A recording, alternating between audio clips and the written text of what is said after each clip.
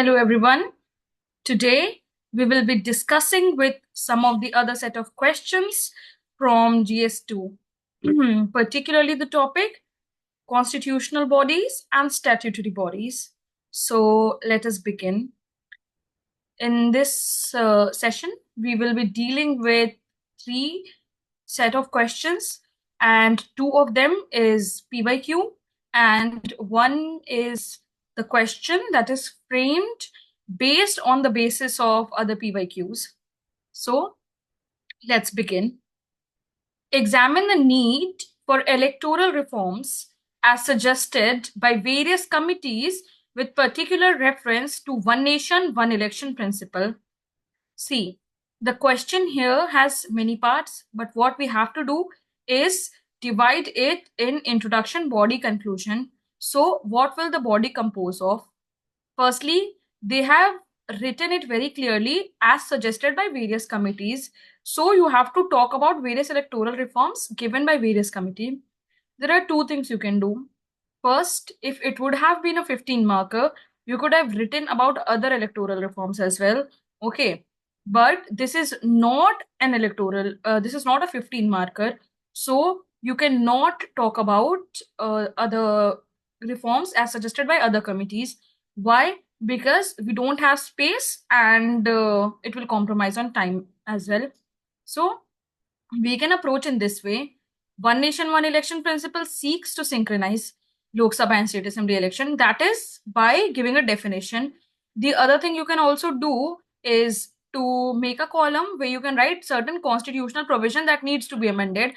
So you can make a table and write that. That would also be a good not introduction. You have to write the introduction part in definition, definition in introduction part, and in the second line you can make a column depicting what are the constitutional changes that needs to be done to achieve this. Okay.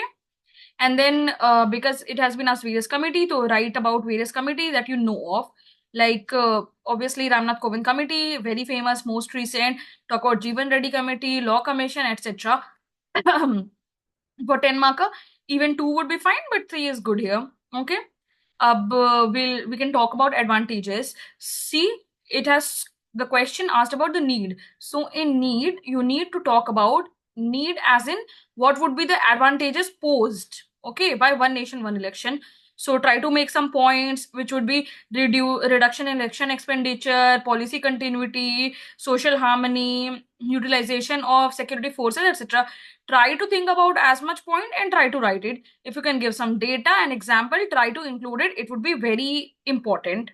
Okay. And after that, you have to write some challenges as well. See here, I have given 6 challenges, but you can actually write way less. Even if you write 3 or 4, it is better because then you have to write way forward, and way forward you need to give at least 3 points. Okay. So firstly, we have like what could be the challenges? Constitutional amendments that needs to be done. Okay, that is one of the challenge. Opposition from regional parties and reducing voter accountability because of episodic accountability will be there then. So these are some of the points which you'll need to make in the challenges front. You can brainstorm other points and write it. It's no issue. But reduce the number of points in challenges and increase it in way forward if it is possible, because at least 3 points are needed. Okay. Logistic EVM challenge, and then way forward. One of the way forward is cluster state election in 2 cycles in 5 years. Like every 2.5 years, there would be state elections, set of state A and set of state B. So the election would be there. And then constructive vote of no confidence. It used to happen in Germany as well. So these are some of the other suggestions that can be explored. State funding of election. If we are talking about electoral reform, this is one. And if any other suggestion you think, any other way forward could there be, please try it. Also, you don't need to say that one nation, one election is not needed and it would increase the cost and it would lead to more problems. See, the question itself is asking examine the need. So you have to, in a way, conclude saying that all the parties have to be taken together in the talks so that one nation, one election, if it takes place, everybody is on the same foot. Like while one nation, one election offers potential benefit, its implementation requires careful consideration. You'll have to put emphasis on careful consideration and talks and capacity building.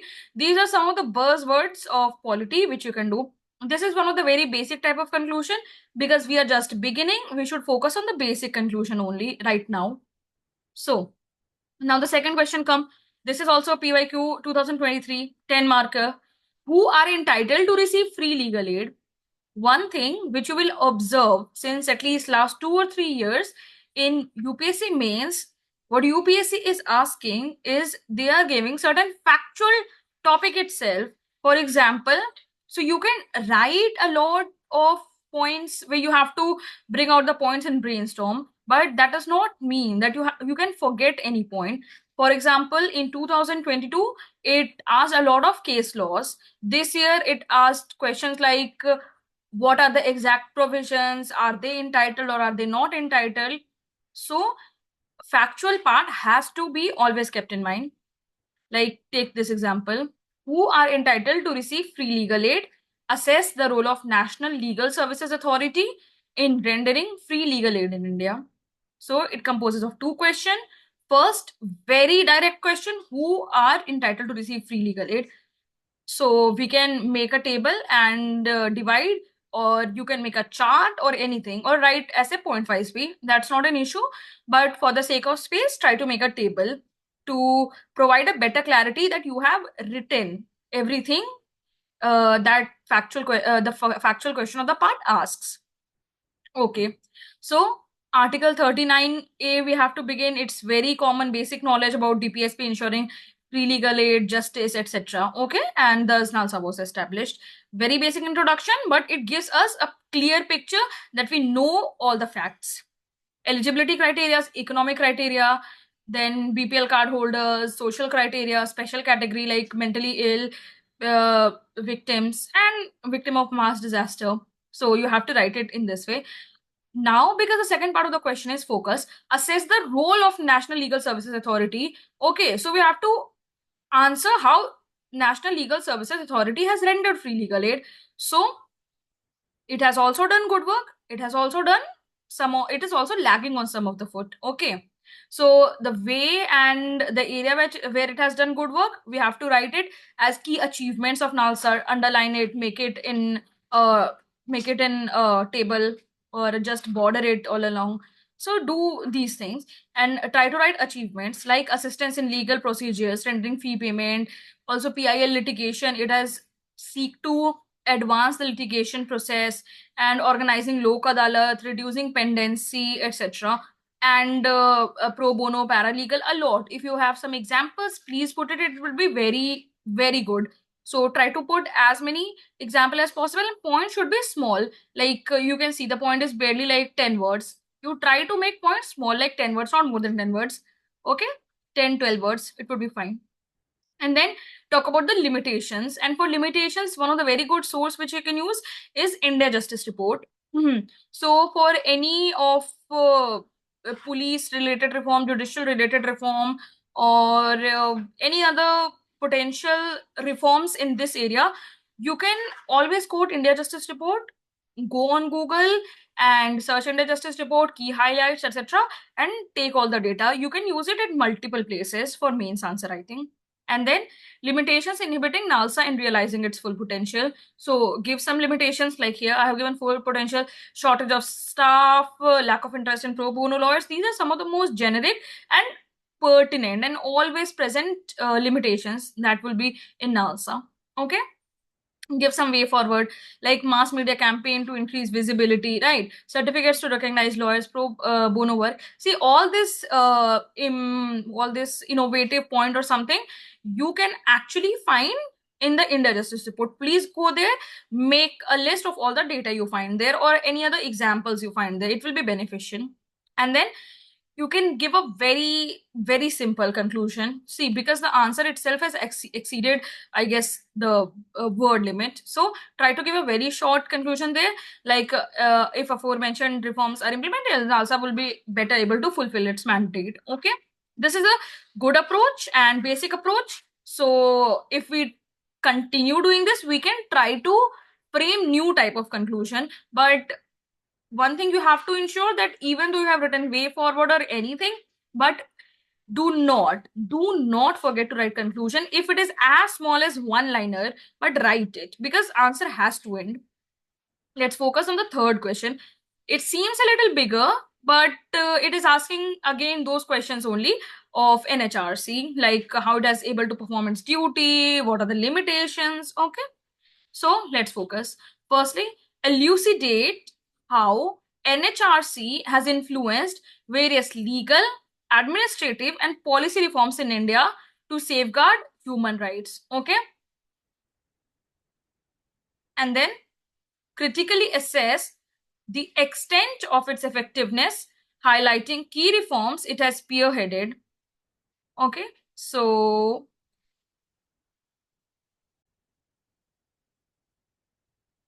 let's focus on those questions also. Like, elucidate how NHRC has influenced various legal, administrative, and policy reforms in India. Okay, to safeguard human right. Very basic introduction. Like, if you know under which act it has been established, in which year it has been established, and to embody which principles, here it is Paris principle, please write it.